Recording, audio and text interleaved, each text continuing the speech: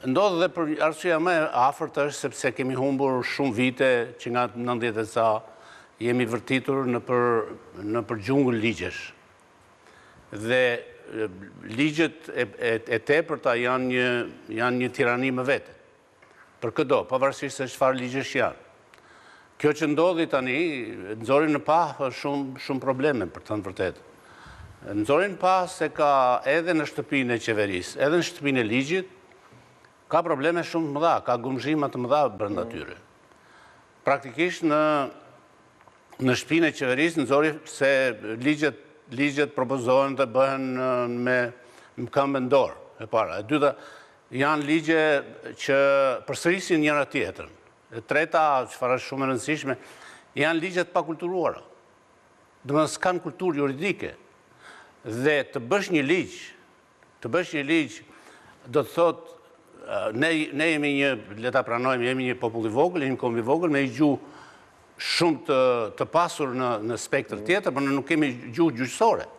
Dhe duke mos pasur një gjuhë gjyqësore, ne jemi detyruar që kur bëjmë ligje të kemi parasysh një kulturë shumë të thellë gjyqësore, në radhë parë ligjore dhe gjyqësore. Ne s'kemi kulturë shtetërore, po kulturë gjyqësore, ligjore ne kemi, gjyqësore ne kemi, se kemi pas kanunin e Lek Dugajgjinit që ka qeverisë të vend 500 vjetë në momentin që ne s'kishim shtet, a? Po ishte kanuni, po dakor, po themi të njëjtën gjë. Kanunin, ke parasysh sa specifik është kanuni, me nene, kundar nene. Po themi të njëjtën gjë, për të thënë vërtetën. Shkëmbime dënime, është palet temi për kohën, cilët ai referoi. Kanuni më le të them se është e vërtetë ajo, po problemi është se kanuni ka ardhur në shekuj, është latuar e para. Dhe arsyeja kryesore është se kanuni është pjesë e drejtës zakonore romake.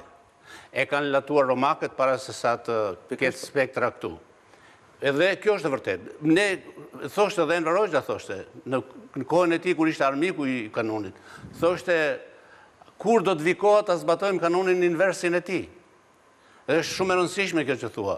Domethënë, gjuha është këtë po them, gjuha gjyqësore duhet latuar, duhet punuar në kulturë shtetërore, po, kjo është e vërtetë. Po shtetërore dhe gjyqësore, jo shiko, athinjotët, londinezët e tjerë kanë gjuhën shtresëzimin gjyqësor. Mos merremi me këto osirat të tjera.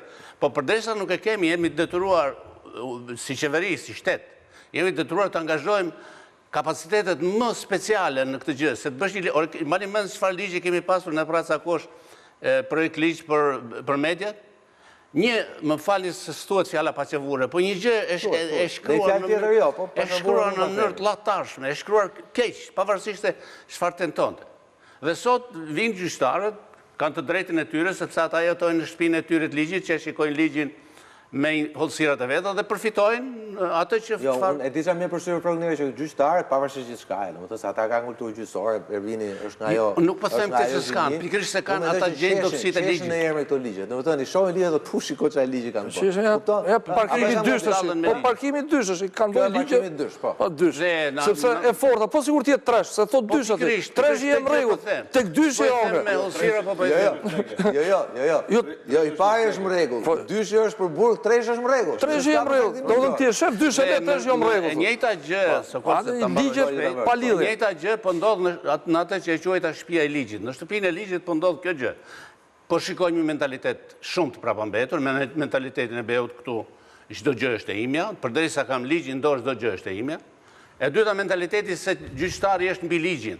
Po na dëmtoi, siç kemi atë Republikën e Prokurorëve që u tha që ishte një gjë e dëmshme, kemi psikozën, kemi psiqikën që unë jam gjyqtar dhe gjyqtari është mbi ligjin. Ka zotëruar deri tani, Ervini i dashur, ka zotëruar deri tani që mbi ligjin ndodhet vetëm gjyqtari. Dhe treta, mund të jetë mbi ligjin, po varet me çfarë morali është mbi ligjin, ëh? Po shiko, në këtë gjë se po del gjithkohës ishte shumë interesant. Në këtë gjë, ajo çfarë nuk vërehet fare dhe nuk zbatohet fare nga gjyqtarët dhe juristët, është se nuk e shikojnë moralin e ligjit.